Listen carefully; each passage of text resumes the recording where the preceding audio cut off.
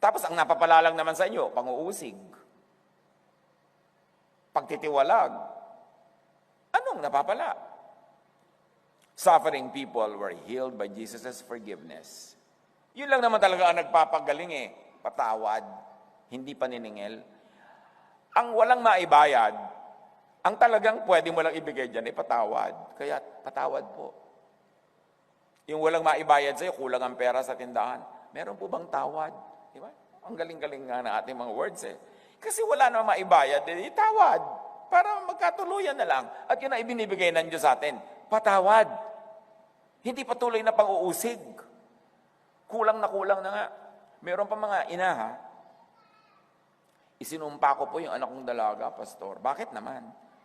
Nabuntis po siya Hindi malaman ko sino ama dahil madilim daw.